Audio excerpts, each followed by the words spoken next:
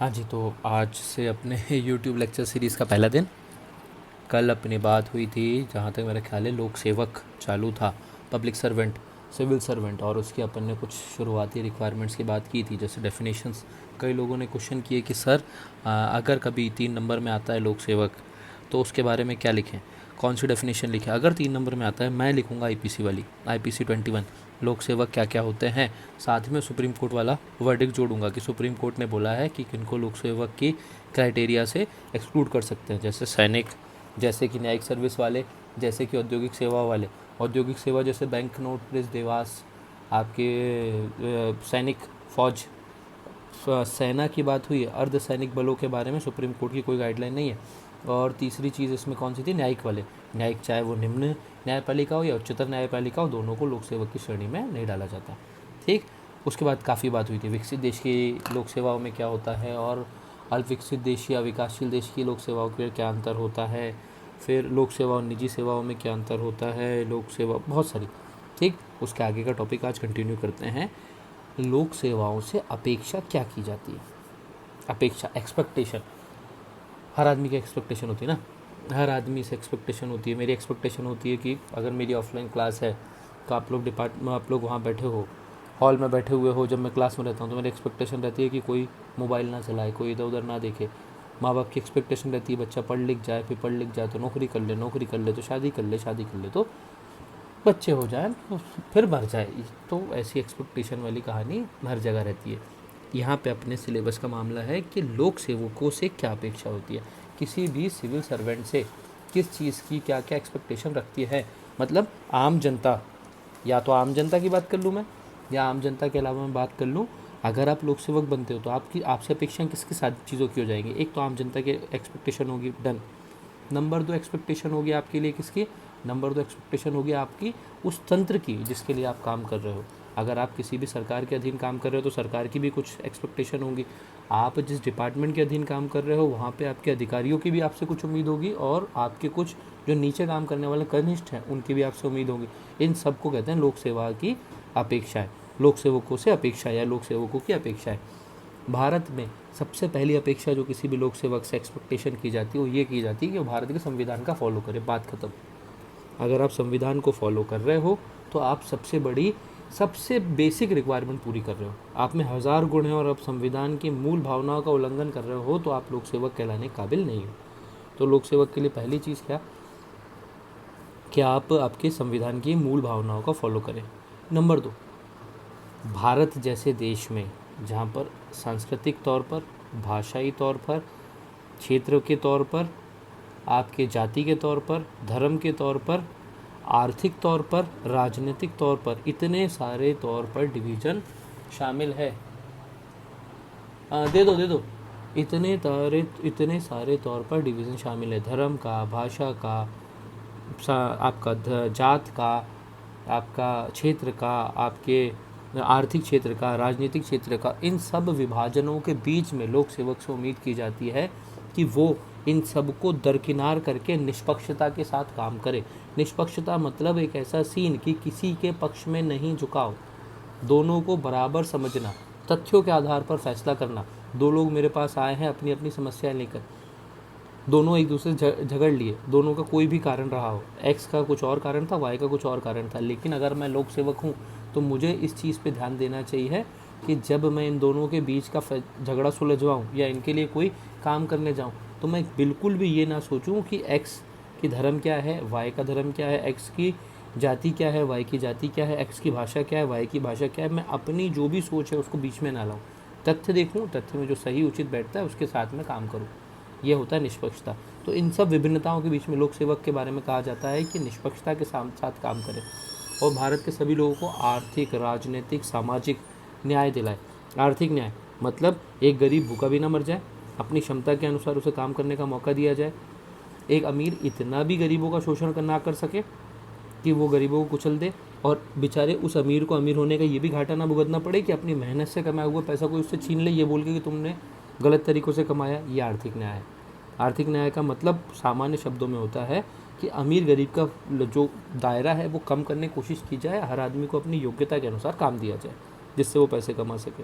सामाजिक न्याय जातिगत, धर्मगत, भाषागत, क्षेत्रगत भेदभाव दूर करना सामाजिक न्याय। सब बराबर वाला सिद्धांत सामाजिक न्याय। राजनीतिक न्याय, वोट देने का अधिकार सबको मिले, चाहे महिला हो चाहे पुरुष हो। चुनाव में लड़ने का अधिकार सबको मिले। राजनीतिक तौर पर सबकी बात मानी जाए, सबकी बात सुनी जाए। माना जाना पॉसिबल नहीं पर सुनना पॉसिबल है। लोकतंत्र में सबकी बात सुनना ज़्यादा इंपॉर्टेंट है। ठीक, बड़ा बोरिंग सा फील हो रहा है इसमें क्लास लेना, बट ठीक है, देखी जाएगी कहानी आगे क्या होता है। ठीक, यहाँ तक क्लियर है। इसके आगे कहानी बढ़ते हैं अपन। हाँ, भारत के अंदर लोक सेवकों से एक सबसे बड़ी अपेक्षाओं में से एक अपेक्षा होती है भ्रष्टाचार से दूर रहे। भारत के सिविल तंत्र में, भारत के लोक सेवा तंत्र में भ्रष्टाचार एक बड़ा वायरस बनकर उभरा है। तो हमेशा लोक सेवकों से अपेक्षा की जाती है कि आप भ्रष्टाचार से दूर रहे। भ्रष्टाचार MPPSC के सिलेबस में एक बड़ा टॉपिक भी है, उसको बाद में कवर करेंगे। इसी के साथ यहाँ पर एक चीज़ आती है लोक सेवक से, उससे उम्मीद रखी जाती है पारदर्शितापूर्ण व्यवहार करें। पारदर्शितापूर्ण व्यवहार मतलब राइट टू इन्फॉर्मेशन, RTI आया था, वो है पारदर्शितापूर्ण व्यवहार लाने का एक बड़ा उपकरण। पारदर्शितापूर्ण व्यवहार मतलब सीधी सी कहानी, आपने जो काम किया वो काम जानने का अधिकार एक आम भारत के नागरिक को हो। वो आपसे पूछ सके आपने कितने पैसे दिए साहब हमारे गांव में कोरोना से बचाव के लिए, या फिर आपने हमारे गांव में कितने टेस्ट कराए कोरोना के कि बच्चे पॉजिटिव हैं कि नहीं, आपने स्क्रीनिंग करी तो कितनी की, और नहीं की तो क्यों नहीं की, क्या परेशानियां थी कि आप स्क्रीनिंग नहीं कर पाए। ये सवाल करने का अगर किसी के पास अधिकार है, या फिर आप अपने आप को इतना ओपन रख रहे हो कि ये चीज़ें लोगों को बिना सवाल करे पता चल जाए, वो है पारदर्शिता। और इन सवालों का आप जवाब देने के लिए किसी न किसी के लिए रिस्पॉन्सिबल हो, वो होता है उत्तरदायित्व। अगर किसी भी आदमी के ऊपर उत्तरदायित्व ज़ीरो है, उसको किसी के सवालों का जवाब नहीं देना, तो उसमें भ्रष्ट होने की संभावनाएं बढ़ेंगी ही बढ़ेंगी, इस बात की गारंटी है। क्यों? क्योंकि अगर आपको जवाब, आपसे कोई सवाल पूछने वाला ही नहीं बचेगा, आपसे कोई सवाल करने वाला ही नहीं बचेगा, तो आप एक तरफ बढ़ोगे, जिसे कहते हैं निरंकुशता। अंकुश होना बहुत ज़रूरी है। अंकुश अगर शब्द सुना हो तो वो जो जानवरों को चलाने के लिए लकड़ी मारते हैं, जिसमें छोटी सी आगे कील निकली रहती है, हाथी के लिए यूज़ किया जाता है, उसको कहते हैं अंकुश, जिससे पाबंदी लगती है। तो हर कर्तव्य के साथ हर आदमी की जब भी किसी को बड़ा पद दिया जाता है तो उस पर कुछ अंकुश होना अनिवार्य है, ताकि कहीं ना कहीं वो रुके। तो लोक सेवक से भी एक अपेक्षा की जाती है कि पारदर्शिता हो, उत्तरदायित्व हो, निष्पक्षता हो, तीनों पॉइंट बता चुका हूँ मैं, समयबद्धता हो। क्लियर है, लेट लतीफ़ी वाला सीन नहीं, जिस चीज़ के लिए जितना टाइम लगना है उतने में कंप्लीट करो, कोशिश करो आम जनता को जल्द से जल्द फ़ायदा मिल सके। ठीक, अनुशासन हो, डिसिप्लिन बेसिक रिक्वायरमेंट है नौकरी के लिए, बिना डिसिप्लिन की नौकरी पॉसिबल नहीं है। सेना में डिसिप्लिन का उच्च स्तर पाया जाता है, वर्दी वाली हर पोस्ट में पाया जाता है, जैसे कि पुलिस, इसमें भी अनुशासन का उच्च स्तर पाया जाता है। जैसे जैसे हम आम जीवन की तरफ आते हैं, अनुशासन का स्तर थोड़ा कम होता जाता है, पर ठीक है, अनुशासन एक सिविल सेवक के लिए तो आवश्यक है। अच्छा चरित्र हो, ईमानदार हो, कुशल हो, ऐसे बहुत सारे पॉइंट हो सकते हैं। ये सब आएंगे किसमें, आपके लोक सेवकों से अपेक्षा में। कुशल हो, एक चीज़ यहाँ पे है कुशल, यहाँ पे कुशलता कई चीज़ों की हो सकती है। आर्थिक तौर पे कुशल हो, मितव्ययी हो, जितना पैसा उसको हमने दिया है, काय के लिए दिया है पैसा, उसके लिए कि आपको ये वाली स्कीम भारत में लागू करानी है, वो स्कीम लागू कराने के बाद वो पैसा, जैसे वो केजरीवाल वाला एग्जांपल, सच्ची की झूठी अपने को उसमें नहीं पढ़ना है, अपना सीन केवल यहाँ पे आंसर लिखने तक का है और अपने अंदर कुछ चीज़ें लाना है इसमें से अच्छी। अगर वो केजरीवाल का सीन कि पहले जो आपका वो बनता था हमारे यहाँ पे दिल्ली में फ्लाईओवर बनता था, वो इतने रुपए का बनता था, हमने उसकी कॉस्ट आधी कर दी, मितव्यय था।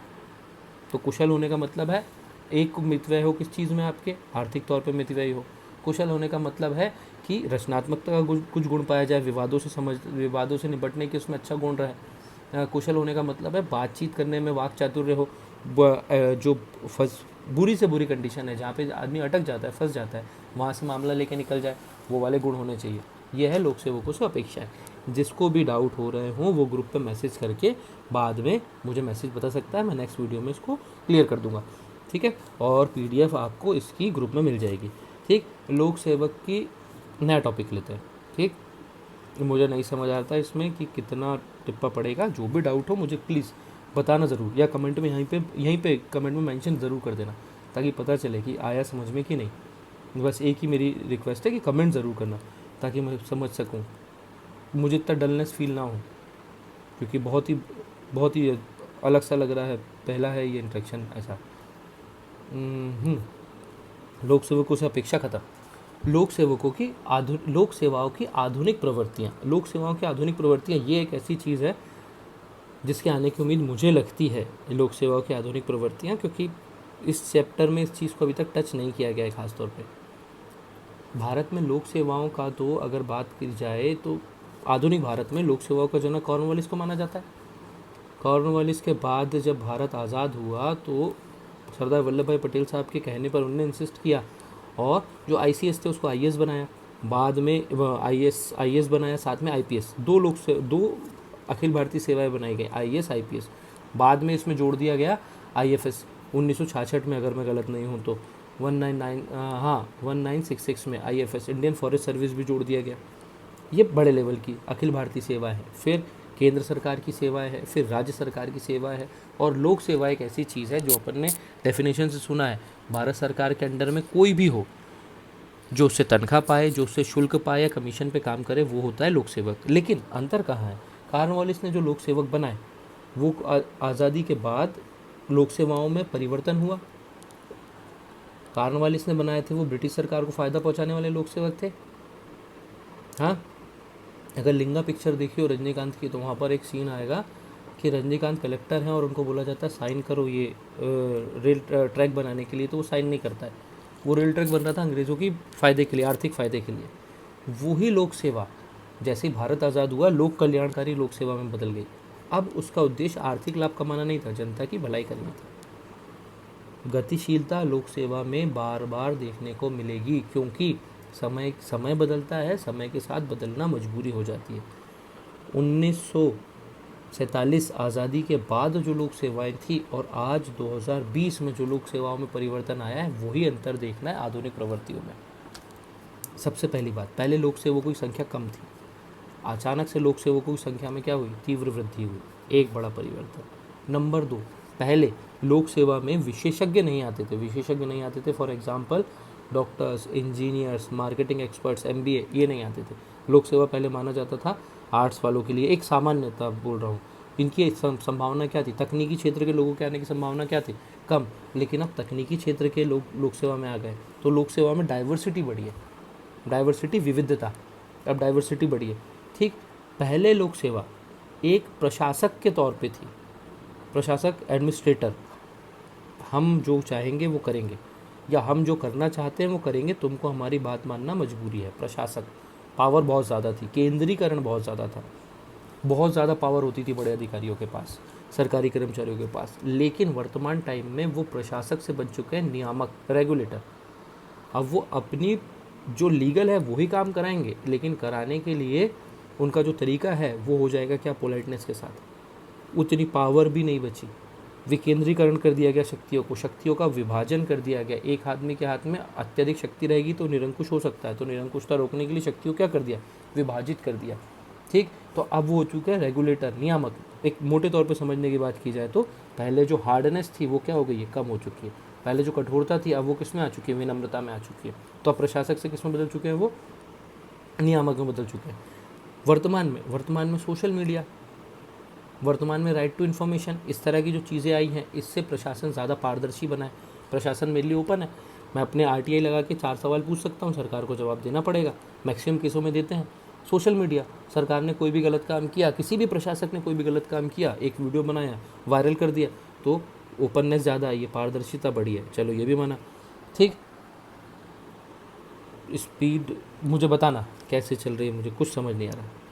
ठीक, जैसे ही आपकी नवीन तौर पर ये आधुनिक प्रवृत्तियों में अगर मैं बात करूं, अब धीरे धीरे जो आपकी लोक सेवाएं हैं, इनको पर्यावरण के प्रति भी अपनी समर्पण भाव या पर्यावरण के प्रति भी चिंता प्रदर्शित करना मजबूरी हो गई। पहले, आज से 50 साल पहले किसी लोक सेवक को कोई फ़र्क नहीं पड़ता था जंगल से लकड़ी कट रही है कि नहीं कट रही है। कभी किसी ने सोचा भी नहीं था कि दिल्ली में स्मोक होगा, वो जो कोहरा हुआ था, धूम्र कोहरा। लेकिन अब हो रहा है। अब इनको उन चीज़ों पे भी कंट्रोल करना है जिन चीज़ों पे पहले कंट्रोल करने का सीन नहीं था। पहले इनके नियंत्रण के लिए औचक निरीक्षण और बड़े अधिकारियों का निरीक्षण, ऐसी संभावनाएं थी। लेकिन अब मामला चेंज हो गया है, अब ई गवर्नेंस पे आ गए हम। जो काम किया है वो ऑनलाइन पोर्टल पे डालो, आपने काम किया है कि नहीं किया है इसकी मॉनिटरिंग हम ऑनलाइन तरीके से कर लेंगे, सैटेलाइट्स का प्रयोग कर लेंगे। आपने इंफ्रास्ट्रक्चर पे कितना काम किया है कितना नहीं, पहले तो बोल दिया कि भारत के अंदर एक राज्य मध्य प्रदेश के अंदर एक पिछड़ा एरिया है छत्तीसगढ़, अब छत्तीसगढ़ बना, पहले नहीं था, 2000 में बना। तो एक पिछड़ा एरिया दंतेवाड़ा, वहाँ पे हमने रोड बना दी और 2 तालाब खोद दिए। कोई नहीं आ रहा दिल्ली से देखने, या कोई नहीं जा रहा भोपाल से देखने दंतेवाड़ा तक, तो वो पैसा भ्रष्टाचार में जा सकता था। लेकिन अब तकनीक के प्रयोग से क्या है, आपने बोला कि हमने दंतेवाड़ा में रोड बनाई है या दंतेवाड़ा में हमने तालाब बनाया है छत्तीसगढ़ सरकार ने, तो वो ऑनलाइन मॉनिटरिंग करेंगे, रिमोट सेंसिंग से देख लेंगे। तालाब नहीं दिखा तो आपसे कार्रवाई होगी, भ्रष्टाचार पाएगा तो नौकरी से जाओगे। आधुनिक प्रवृत्तियों में सरकार का काम या लोक सेवकों का काम और दक्ष होते जा रहा है और एफिशिएंट होते जा रहा है। अब लोक सेवा पहली लोक सेवाओं की तुलना में क्या हो चुकी है, दक्षता का लेवल बढ़ चुका है, हार्डनेस का लेवल कम हो चुका है। ठीक, चलो आगे आते हैं।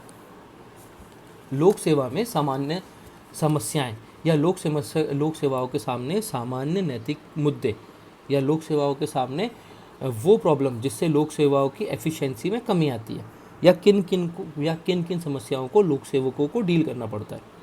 बहुत सारी हैं, एक के बाद एक अपन पूरी बात करेंगे। अगर मैं बात करूं लोक सेवकों के लिए समस्याएं, सबसे पहली समस्या आती है लोक सेवकों के लिए, एडमिनिस्ट्रेटर के लिए, प्रशासक के लिए, सामान्यज्ञ और विशेषज्ञ विवाद। सामान्यज्ञ जैसे कि भारत में जो बड़ी अखिल भारतीय सेवाएं हैं, जिसमें से आईएफएस को छोड़ दिया जाए, जो अपने लिए फॉरेस्ट सर्विस, अपने लिए स्पेसिफिक कोर्स के सिलेक्टेड लोग मांगती है जिनको फॉरेस्ट के बारे में थोड़ा नॉलेज हो, उसको छोड़ दिया जाए, तो आईएएस और आईपीएस सामान्यज्ञ सेवा है। अपने यहाँ स्टेट पीएससी में डिप्टी कलेक्टर से लेकर आपका कोई भी स्टेट पीएससी की कोई भी पोस्ट सामान्यज्ञ सेवा है। आपने किसी भी फील्ड में अगर बीए कर रखा है, बीकॉम कर रखा है, बीएससी कर रखा है, डॉक्टर हो, इंजीनियर हो, आपके पास ग्रेजुएशन है, तो आप उस सेवा के लिए अप्लाई कर सकते हो। लेकिन अभी मामला फंसा कोरोना, कलेक्टर साहब सामान्यज्ञ है, वहीं पर एक जिला अस्पताल का सिविल सर्जन है जो वहाँ का मुखिया है, वो विशेषज्ञ है डॉक्टरी का। दोनों के विचारों में विवाद हो सकता है क्या? बिल्कुल हो सकता है। विशेषज्ञ अपनी स्पेशलिटी के हिसाब से बात करेगा और सामान्यज्ञ केवल मैनेजमेंट के हिसाब से बात करेगा। भारत की सिविल सेवाओं की एक बड़ी प्रॉब्लम मानी जाती है कि यहाँ पे विशेषज्ञ सेवाएं नहीं हैं। कईयों बार बात हुई, इंडियन मेडिकल सर्विस का गठन करने की बात हुई, लेकिन आज तक हो नहीं पाया। ये है, विकसित देशों में विशेषज्ञ सेवाएं होती हैं। इंजीनियरिंग का काम देखने के लिए इंजीनियरिंग के लोग होंगे, मेडिकल का काम देखने के लिए मेडिकल के लोग होंगे, भारत में सेना का काम देखने के लिए सेना के होंगे। लेकिन भारत की सबसे बड़ी समस्या है, ऊपर के लेवल पे कंट्रोल करने वाली जो अथॉरिटी है वो केवल आईएएस है। भारत का डिफेंस का पूरा सिस्टम है, आर्मी मतलब थल सेना, नौसेना, वायुसेना, तीनों के अपने अपने मुखिया हैं, जनरल्स हैं, एडमिरल हैं, से तीनों के अपने अपने हैं, ठीक है। लेकिन एयर चीफ मार्शल है, लेकिन इनको रिपोर्ट किसको करना पड़ता है? इनको रिपोर्ट करना पड़ता है रक्षा मंत्रालय के किसी आईएएस को। फाइनली इनके ऊपर इनकी रिपोर्ट लेने वाला कौन है? आईएएस है। वो इनका विशेषज्ञ है क्या? नहीं, वो सामान्यज्ञ है। तो सामान्यज्ञ और विशेषज्ञ विवाद भारत में लंबे टाइम से चला आ रहा है, लेकिन भारत ने माना है कि इन सेवाओं को मैनेज करने के लिए हमें विशेषज्ञों की अभी ज़रूरत नहीं है, तो सामान्यज्ञ से काम चला रहे हैं। सरकार का ही मानना है। इसकी आलोचना के मुझे नहीं लगता कि अपने को कभी पूछा जाए, ठीक। एक लोक सेवाओं के लिए बड़ी समस्या होती है भारत में मंत्री लोक सेवक विवाद। जो विधायिका के सदस्य होते हैं, विधायक बने हैं चाहे सांसद बने हैं, ये मंत्री बनेंगे। इनकी हेल्प करने के लिए, नीति निर्माण की प्रक्रियाओं में हेल्प करने के लिए इनका इनके लिए जो आते हैं वो होते हैं लोक सेवक, आईएएस, डिप्टी कलेक्टर, ये लोग इनकी हेल्पिंग के लिए होते हैं। लेकिन दोनों में मतभेद होना कॉमन है। जो लोक सेवक है, जो कर्मचारी है, प्रशासक है, जो एडमिनिस्ट्रेटर है, इसका काम होगा नीतियों का ऐसा बनाना जो कानूनी तौर पर सम्मत हो, या नीतियों का लागू कराने में ऐसे नियमों का पालन करना जो पूर्ण रूप से क्या हो, एकदम नियम से खरे हों, नियम पे खरे बंधे हुए हों। लेकिन नेता के साथ दिक्कत है, उसको नियम के अनुसार तो चलना ही चलना है, लेकिन जनता की भावना के हिसाब से भी चलना है। जनता की भावना भी उसके लिए मैटर करती है। हमारे लिए, एक प्रशासक के लिए जनता की भावना मैटर करती है। सांवेगिक बुद्धिमत्ता युक्त तो वो भी होता है, लेकिन जनता ज़्यादा इफेक्ट करेगी किसको? मंत्री को। कम इफेक्ट करेगी किसको? प्रशासक को। इन दोनों में इस चीज़ पे विवाद हो सकता है। प्रशासनिक काम के लिए हो सकता है कि आपको ऐसा काम करना पड़े जिससे आपके मंत्री जी खुश ना हो, लेकिन अगर मजबूरी है, नियम का काम है, कानूनी वैधानिक तौर पर है तो करना पड़ेगा, चाहे वो नाराज़ भी हो जाए। तो एक बड़ी समस्या बनती है मंत्री लोक सेवक विवाद। ठीक, कुछ देखने को मिला था 2-3 साल पहले, देखने को मिला था, मुझे नाम याद नहीं आ रहा, हरियाणा के एक मंत्री हैं अनिल विज साहब की प्रेस कॉन्फ्रेंस में एक महिला आईपीएस एसपी थी वहाँ की, इन दोनों के बीच में बहस देखने को मिली थी और बड़ी तीखी बहस तकरार देखने को मिली थी। कुछ इसी बात पे थी कि लोग, वो एसपी साहब बोल रही थी कि हमने गिरफ्तार किया नकली शराब बनाने वालों को, जेल भेजा, ये वापस आया है आपके बेल पे, आपकी बेल को क्या कहेंगे, उस पर आपकी बेल पे वापस आए हैं, ये जमानत पर वापस आए कोर्ट से और फिर बेचने लग गए, हम इन्हें फिर पकड़ के अंदर करेंगे। और मंत्री जी ने किसी जनता की बात सुनकर उन्हें डांटना चालू कर दिया कि आप लोग क्या हेल्प करते हो, ये और वो। तो तीखी नोकझोंक वहाँ देखने को मिली थी, यूट्यूब पे वीडियो भी है इसका। ठीक, एक बड़ी समस्या लोक सेवा की समस्याओं में आता है राजनीति का अपराधीकरण। वो जो पिक्चरों में सीन दिखाते हैं, आदमी गुंडा बना, गुंडा बनने के बाद पार्षद, पार्षद के बाद विधायक, विधायक के बाद मंत्री। राजनीति का अपराधीकरण, राजनीति का अपराधीकरण, अपराधियों का राजनीति में पढ़ना, राजनीति में ऐसे लोगों का आना जो अपराधी प्रवृत्ति के हैं, जिन पे पुलिस केस हैं, वो राजनीति का अपराधीकरण। इसमें एक और सीन होता है अपराध का राजनीतिकरण, कि ये राजनेता अपराधियों को अपने फ़ायदे के लिए यूज़ करते हैं, तो वो हो गया अपराध का राजनीतिकरण। ये दोनों भारत में कॉमन समस्या है। ठीक, भारत के लोक सेवकों के सामने एक समस्या है गैर उत्तरदायित्व नौकरशाही। मतलब आदमी काम तो कर रहा है लेकिन वो किसी को जवाब देने के लिए पूर्णतः प्रतिबद्ध नहीं है, वो किसी को जवाब देने के लिए पूर्णतः मजबूर नहीं, वो अपने काम करने के लिए ऑलमोस्ट स्वतंत्र है। कई जगह है, कई पोस्ट देखने को मिलती है जहाँ पे कोई जवाब लेने वाला होता नहीं है। नियम कायदे से तो है कि आपको 4 चीज़ की जवाब देना है, आपको 4 लोगों को पारदर्शिता अपनानी है, आपसे कोई भी सवाल पूछ सकता है, लेकिन वो काम कैसे करता है? निरंकुश प्रवृत्ति से, क्योंकि उसके ऊपर उसको नैतिक तौर पर दबाव तो छोड़ो, प्रशासनिक तौर पर भी दबाव फील नहीं होता। तो गैर उत्तरदायित्व शासन, जहाँ किसी को जवाब देने के लिए आप मजबूर नहीं हो, वो कहलाता है गैर उत्तरदायित्व शासन। ठीक, राजनीतिक बनाम नौकरशाही बात हो चुकी है। राजनीति, नौकरशाही, ये दोनों के संपूरक भी हैं लेकिन आपस में लड़ाई भी चलती है। दोनों साथ में संतुलन से चलते हैं तो देश अच्छा बनेगा, दोनों में विवाद बना रहेगा तो कहीं ना कहीं खलल पड़ता है प्रशासनिक कार्यों में। ठीक, प्रशासन में समन्वय का अभाव बहुत ही कॉमनली देखने को मिलता है। एमपी में, इंदौर में अभी आया था ये, पिछले साल बारिश के पहले अच्छा आया था पेपरों में, समन्वय का अभाव। नगर निगम बिजली विभाग का कहना था कि कुछ पेड़ है जिनकी टहनियाँ बिजली के तारों पे आ रही है, अगर इनको नहीं काटा गया तो इसमें गीले हो जाएंगे, करंट उतरेगा, जो उस पेड़ से टिक के खड़ा होगा करंट से मर जाएगा, तो इसको काटना मजबूरी है। वहीं इंदौर नगर निगम का कहना था अगर आप इसको काटोगे तो आप ये टहनियों को उठा के कचरा पेटी में खुद डालोगे, अगर आप नहीं डालोगे तो हम काटने की परमिशन नहीं देंगे क्योंकि आप शहर गंदा कर रहे हो। तो बड़ा समन्वय का अभाव था, बड़ा सिंपल सा कार्यक्रम था कि भाई साहब आप बिजली वाले पेड़ काटो, पेड़ काट के टहनियाँ साइड में करके चले जाओ, हमारी नगर निगम की गाड़ी आएगी उठा के ले जाएगी। दोनों बातें कॉमन हो जाती, लेकिन नहीं, दोनों आपस में लड़ गए, अटक गए। दोनों के बड़े बड़े अधिकारी आमने सामने आ चुके थे, फिर कुछ हल निकाला गया, पता नहीं क्या, पर ये समन्वय का अभाव है। जहाँ पर भी 2-2, 3-3 डिपार्टमेंट या एक ही डिपार्टमेंट में जहाँ पे डिसीजन लेने की पावर 3-4 लोगों के बीच में बैठी रहती है, अगर आपस में उनमें नहीं बन रही है तो समन्वय का अभाव आएगा ही आएगा। और ये भारत में नौकरशाही में सामान्यतः देखने को मिलती है। ठीक, भ्रष्टाचार, कुछ बोलने की ज़रूरत नहीं। भारत में भ्रष्टाचार कितनी अच्छी समस्या है, कितनी बड़ी समस्या, अच्छी नहीं वो आपको पता ही है। ठीक, नौकरशाहों पर गैर ज़रूरी दबाव, बिल्कुल गैर ज़रूरी दबाव। कोरोना में तो कलेक्टर साहब का दिन रात एक हो ही गया है, हो गया है। लेकिन जैसे अभी मुंबई में गृह सचिव से लेटर लेके बाधवान परिवार पनवेल चला गया, खंडाला चला गया। अब वो अगर पता नहीं उनने खुद ने दिया, किसी दबाव में दिया, या दूसरा एग्जाम्पल लेते हैं, कोरोना में कलेक्टर साहब दिन रात तो बिजी हैं, लेकिन अगर मंत्री जी के परिवार को इधर से उधर लेके जाना है तो उसका बंदोबस्त कौन करेगा? वो सिविल सेवक करेगा। कोरोना से निपटना उसकी खुद की समस्या, एक तो बहुत बड़ी समस्या है। इस समस्या में वो परिवार को एक जगह से दूसरी जगह ले जाना, ये और ज़बरदस्ती का दबाव। एक पुल बनाया है, पुल को ओपन कर दो, चलने दो, कोई दिक्कत नहीं, लेकिन वो पुल जो बनाया है सरकार ने, उसके ओपन करने के लिए कोई बड़ा मंत्री आएगा भोपाल से, दिल्ली से, वो मंत्री के आने के लिए एक स्टेज बनाया जाएगा, भीड़ बुलाई जाएगी, वो सबका प्रबंधन भी किसको करना है? वही कलेक्टर साहब। तो ये काम का दबाव था क्या? ये बिना इसके भी हो सकता था, लेकिन इसी तरीके के हज़ारों दबाव ये बड़े अधिकारियों पे ज़्यादा देखने को मिलते हैं। ठीक, निरंतर स्थानांतरण बहुत कॉमन है। अशोक खेमका एक आईएएस हैं भारत के, बहुत बड़े हरियाणा कैडर के आईएएस है ये। इनको आप एग्जांपल देख सकते हो, भारत में ईमानदारी के एक बड़े मिसाल माने जाते हैं। इनका जितने साल की नौकरी नहीं उससे ज़्यादा इनका ट्रांसफ़र हो चुका है।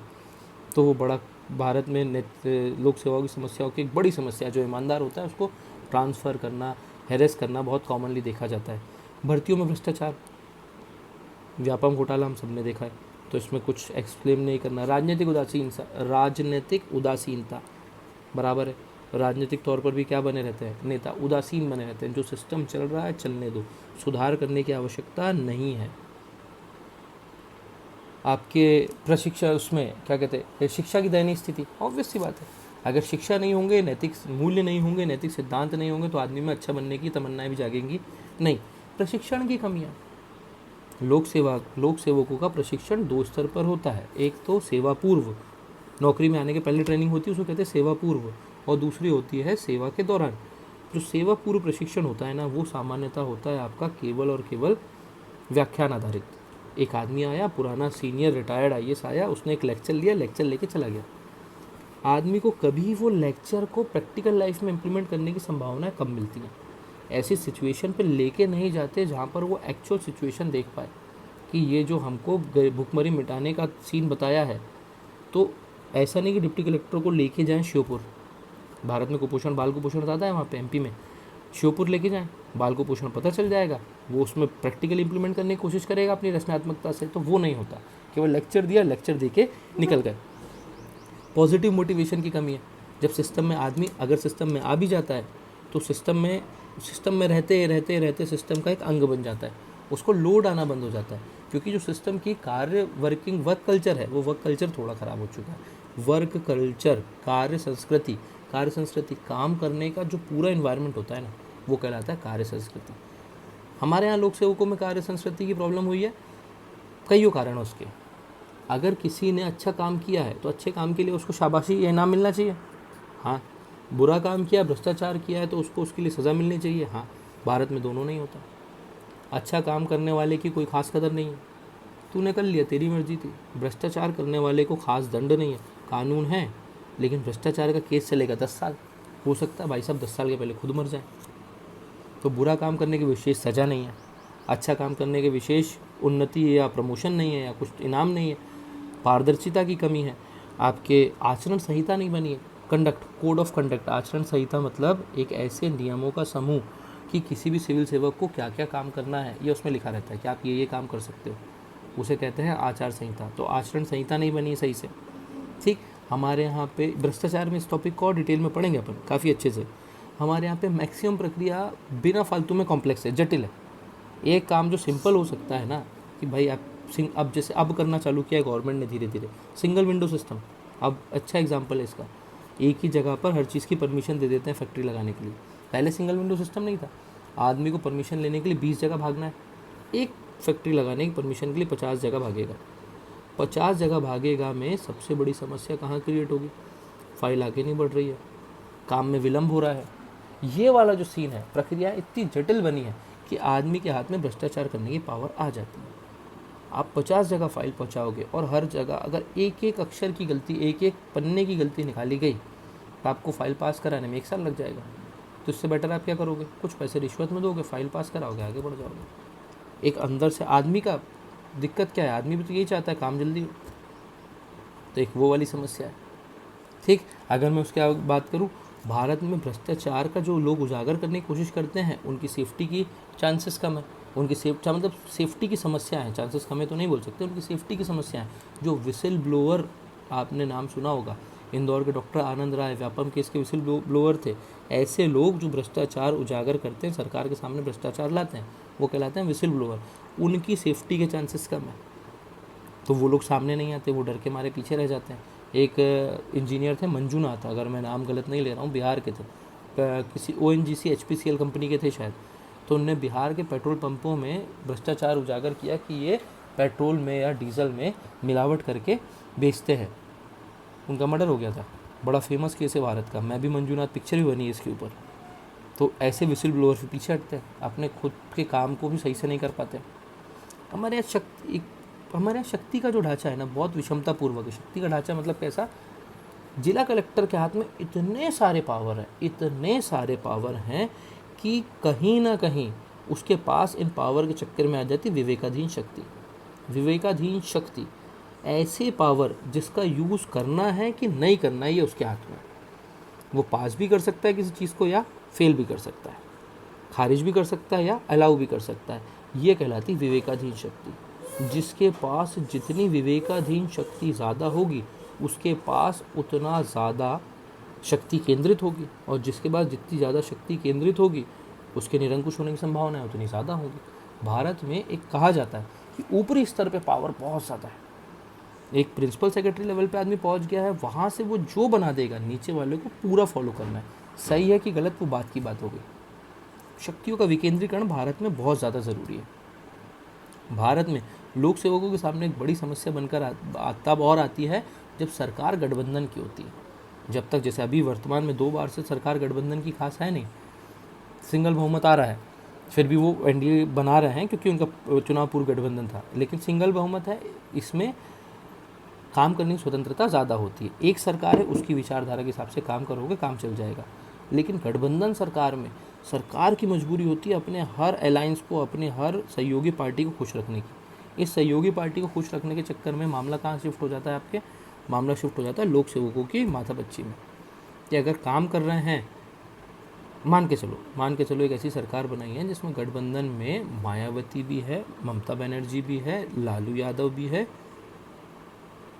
उस काम को करने से, एक काम को करने से मायावती गुस्सा हो रही है, दूसरे काम करने से ममता बनर्जी, तीसरे काम को करने से लालू यादव। जो प्रधानमंत्री है वो पहला काम भी नहीं कर सकता कि मायावती सरकार गिरा देगी, दूसरा भी नहीं कर सकता क्योंकि मायावती जी सरकार गिरा देंगी, तीसरा भी नहीं कर सकता, ममता बनर्जी गिरा देंगी, लालू यादव गिरा देंगे। तो उसको काम करने के लिए क्या है, अपने हाथ रोकने पड़ेंगे। विकास का काम क्या हो जाएगा? कम। सेम समस्या लोक प्रशासक के लिए, सेम समस्या लोक सेवक के लिए। वो काम करने जाएगा, उसको राजनीतिक दबाव ज़्यादा बढ़ जाएगा। पहले क्या था? कम था। अब राजनीतिक दबाव क्या हो चुका है? पहले के स्तर से ज़्यादा हो चुका है। तो ये समस्या भी सामने आती है। क्रोनी पूंजीवाद, एक शब्द कभी सुनाओ तो, याराना पूंजीवाद या क्रोनी पूंजीवाद। याराना पूंजीवाद, बड़े अमीर लोग जो होते हैं, वो अमीर लोगों का राजनेताओं के साथ जो साठ घाट होती है वो कहलाती याराना पूंजीवाद। हमारे राजनीतिक परिप्रेक्ष्य में बहुत कॉमनली ये नाम उठते हैं, राजनेताओं के साथ नाम जोड़े जाते हैं लोगों के, वो याराना पूंजीवाद का एक एग्जाम्पल है। ठीक है, बराबर कहानी। ठीक, अब सॉरी मैं क्या पूछ रहा हूँ, बराबर कहानी जैसे कोई सामने रिप्लाई करेगा ही करेगा। ठीक, लोक सेवाओं की वर्तमान प्रवृत्ति हो गई, लोक सेवाओं की समस्या हो गई, लोक सेवाओं की अपेक्षा, लोक सेवकों की अपेक्षा हो गई। अब इसमें बचता है केवल आखिरी टॉपिक, और वो टॉपिक है आपका, एक सेकंड साहब, लोक सेवा में सुधार के लिए सुझाव। लोक सेवा में सुधार के लिए सुझाव। आप लोक सेवा में क्या क्या सुधार कर सकते हो? 2 स्तर पे कर सकते हो। एक तंत्र के स्तर पे करो, एक व्यक्ति के स्तर पे करो। तंत्र मतलब जिस सिस्टम में आप काम कर रहे हो सिस्टम में सुधार करो। सबसे पहले तो शक्तियों में समानता लाई जाए। जो एक आदमी के हाथ में आपने बहुत सारी शक्तियाँ दे दी गई हैं, वो शक्तियों को कम कर, डिवाइड करो, सब में बराबर बांटो। चेक एंड बैलेंस हो। अगर मैंने कुछ गलत किया है तो मेरा चेक करने के लिए विजय भाई हैं, विजय भाई ने गलत किया है तो उनका चेक करने के लिए महेंद्र भाई हैं, महेंद्र भाई ने गलत किया है, चेक किया है तो उनका चेक करने के लिए मैं हूँ। अगर हम तीनों के हाथ में एक दूसरे को चेक करने का पावर होगी तो हम गलती करेंगे ही नहीं। चेक एंड बैलेंस, शक्तियों का क्या करो? समानता लाओ, विकेंद्रीकरण करो, कार्यकाल की सुनिश्चितता करो। अशोक खेमका को हर 3 महीने, हर 6 महीने में ट्रांसफ़र करने की बजाय बोलो इस पोस्ट पे आप 3 साल रहोगे, तो वो कोई विकास परक काम करने की कोशिश करेगा। अभी एक डिपार्टमेंट में है, IAS है, वो एक डिपार्टमेंट में आपने ट्रांसफ़र करके दूसरे में भेजा, 3 महीने वो काम समझने में लगाएगा, एक भ्रष्टाचार को उजागर करेगा, आप ट्रांसफ़र कर दोगे, फिर नए डिपार्टमेंट में 3 महीने लगाएगा। तो कार्यकाल की क्या करो? सुनिश्चितता करो, उत्तरदायित्व की भावना का विकास करो, औचक निरीक्षण करो। सामने वाले के ऊपर हमेशा दबाव रहना चाहिए कि उससे कोई ना कोई सवाल पूछ सकता है और वो सवाल के आंसर देने के लिए मजबूर है और उसका आंसर सही होना चाहिए। उत्तरदायित्व, हम इन सबको प्रशासनिक मूल्य में डिटेल में पढ़ेंगे, निष्पक्षता, उत्तरदायित्व, सत्यनिष्ठता, पारदर्शिता, सब पढ़ेंगे। अभी यहाँ पे समझ आ रहा है तो काम चल जाएगा। ठीक, आदमी की प्रमोशन जैसी चीज़ों को उसकी सफलता के मापदंड के साथ मापा जाए। प्रमोशन उसको मिले जिसने ज़्यादा अच्छा काम किया हो, ना कि वरिष्ठता के आधार पर। ठीक, ये वाली चीज़ें हो सकती हैं। और राजनीतिक प्रतिबद्धता बढ़ाई जाए। राजनीतिक प्रतिबद्धता कैसे बढ़ाई जाए कि जो राजनेता हैं वो अपने जो वो लेके आते हैं ना चुनाव घोषणा पत्र जैसी चीज़ों के लिए प्रतिबद्ध रहें कि हमको ये काम करने हैं। अगर आप उन प्रतिबद्धताओं को बढ़ाएंगे, अगर आप वो काम करने के लिए मजबूर रहेंगे, तो वो लोक सेवकों पर अनावश्यक दबाव नहीं डालेंगे। अगर वो उस पर प्रतिबद्ध रहेंगे तो उनको एक टारगेट रहेगा, लक्ष्य रहेगा कि हमको इतना काम करना है, तो उस काम करने के लिए उनको स्पीड बढ़ानी पड़ेगी, तो वो वाली बात हो जाएगी। ठीक, लोक सेवकों के स्तर पर कई सुझाव दिए जाते हैं कि संस्था के स्तर पर सुझाव में एक और कि प्रशिक्षण बढ़ाया जाए। अगर प्रशिक्षण अच्छा होगा तो शायद काम करने की पावर अच्छी बढ़ जाएगी। लेकिन लोक सेवकों के स्तर पे बहुत सारे काम दिए जाते हैं कि लोक सेवक अपनी अभिजात वर्गीय भावनाओं को छोड़कर अपने काम को स्वधर्म समझें। अभिजात वर्गीय भावना, मेरे को किसी ने व्हाट्सएप पे मैसेज करके पूछा था, अभिजात वर्गीय भावना क्या? भारत में जब अंग्रेज़ों के ज़माने से ICS बनना चालू हुए, उन्हीं को बाद में सिविल सेवक बना दिया गया। तो एक भावना हमेशा चली आई कि हम जो सिविल सेवक हैं, हम ऊँचे लोग हैं, हम प्रशासक हैं और ये हमारी जनता है, हम राजा हैं, ये गुलाम हैं। ये जो फीलिंग होती है अभिजात वर्गीय होती है कि हम ऊँचे हैं, ये नीचे हैं। ये वाली भावना से हटे लोक सेवक। ये लोक सेवकों में भी दिक्कत है भारत की। अभिजात वर्गीय भावना कॉमन होती है, बहुत कम, बहुत, ये पता नहीं बोलना चाहिए कि नहीं, बट काफ़ी कम संख्या में ऐसे लोक सेवक पाए जाते हैं जो आम जनता के प्रति पोलाइट रहते हैं। नॉर्मली देखा गया है कि आम जनता से मिलते भी नहीं हैं। मैं नहीं बोल रहा हूँ, ये वाई के अलग समिति, भारत सरकार की समिति है वाई की अलग समिति, इस अलग समिति ने बोला है कि भारत के जो लोक सेवा है वो अभिजात वर्गीय लोक सेवा है जो आम जनता के प्रति संवेदनशील नहीं रह गई है। वाई की अलग समिति की रिपोर्ट है, मैं आपको नोट्स में भेज दूंगा। उनके 2-3 पॉइंट हैं, समितियों ने क्या बोला, तो उसके आपके पास आ जाएंगे। एक लोक सेवक के स्तर पर क्या, अपने अंदर वंचित वर्गों के प्रति सेवा भावना लेके आए। वंचित वर्गों की के प्रति सेवा भावना मतलब ऐसे वर्ग जो विकास की प्रक्रिया में सबसे पीछे छूट गए हैं, इनको आगे लाने का प्रयास करना, उसे कहते हैं वंचित वर्गों के प्रति सेवा भावना। डिटेल में अपन पढ़ेंगे, अभी शॉर्ट में समझो, यहाँ के लेवल पे काम बन जाएगा तो बन जाएगा। ठीक, सामान्य जनता के लिए अपने आप को उपलब्ध कराना, अपने आप को प्रशासक नहीं सेवक के रूप में समझना। एक अलग लेवल पे एक सीन आता है, अपन ने सिस्टम के लेवल पे सुधार की बात कर ली, लोक सेवक के स्तर पे सुधार की बात कर ली, जन जागरूकता एक आता है, मीडिया की भूमिका इसमें आती है। मीडिया अगर चाहे तो लोक सेवकों को उत्तरदायी बना सकती है। अगर भ्रष्टाचार का इसने लगातार चालू कर लिया, भ्रष्टाचार का उजागर करना, तो लोक सेवक भ्रष्टाचार करने से डरेंगे, धीरे धीरे वो सुधार होगा। जन जागरूकता, आम जनता जागरूक हो गई तो भी भ्रष्टाचार कम होगा, पारदर्शिता बढ़ेगी, उत्तरदायित्व आएगी, वो वही सीन है। ठीक है, न्यायिक सक्रियता एक बड़ा पॉइंट यहाँ पे आ सकता है लोक सेवाओं में सुधार के लिए। न्यायिक सक्रियता पॉलिटी का इशू है। सामान्य शब्दों में कहा जाए तो कार्यपालिका के कामों में न्यायपालिका का अतिक्रमण कहलाता है न्यायिक सक्रियता।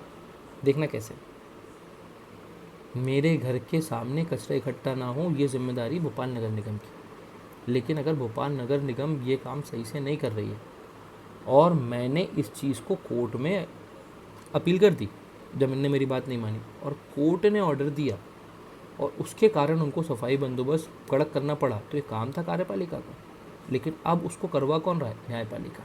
न्यायिक सक्रियता, जैसे आपका विशाखा गाइडलाइन, कार्यस्थल पर यौन शोषण को रोकने के लिए सुप्रीम कोर्ट ने देखा कि विधायिका ने, केंद्र सरकार ने कोई गाइडलाइन नहीं बनाई है, तो उन्होंने खुद ने गाइडलाइन बना दी, ये चीज़ें फॉलो होनी चाहिए ताकि कार्यस्थल पर महिलाओं से यौन शोषण ना हो। काम किसका था? विधायिका का, या किसका था? कार्यपालिका का। लेकिन करा किसने? कोर्ट ने। न्यायिक सक्रियता। अगर ये न्यायिक सक्रियता में कई मामले जो कोर्ट होता है ना, उच्चतम न्यायपालिका, वो सुओ मोटो ले लेता है, SUOMOTO, सुओ मोटो, स्वसंज्ञान। आपको अप्लाई करने की ज़रूरत भी नहीं पड़ती, केस दाखिल करने की ज़रूरत ही नहीं पड़ती, वो विभिन्न माध्यमों से उसको पता चलता है, वो देख लेता है सही क्या गलत क्या, खुद ही इसको क्या कर लेता है, संज्ञान में ले लेता है। तो अगर वो इन मामलों को भी लेने लग जाएगा, लोक सेवकों से जुड़े हुए मामलों को सुओ मोटो, तो यहाँ पे भी फ़ायदा होगा, नुकसान भी हो सकता है। इतना ज़्यादा दबाव तो और है, और कोर्ट में अगर कोर्ट खुद इन चीज़ों पे आने लग गया तो उनके ऊपर अनावश्यक तौर पे दबाव की मात्रा और बढ़ेगी, लेकिन फ़ायदा भी हो सकता है। तो अपने सुझाव में ये चीज़ें शामिल होनी चाहिए। मुझे नहीं लगता कि इसमें कुछ बाकी बचा हो लोक सेवकों के लिए।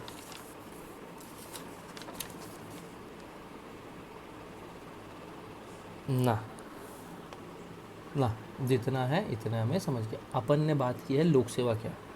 अब लोक सेवकों के लिए कुछ आवश्यक मूल्य होते हैं। सत्यनिष्ठा, पारदर्शिता, उत्तरदायित्व, ईमानदारी, शिष्टाचार, कार्यकुशलता, उद्देश्यपरकता, बहुत सारे होते हैं। मितव्ययता, रचनात्मकता, बहुत सारे।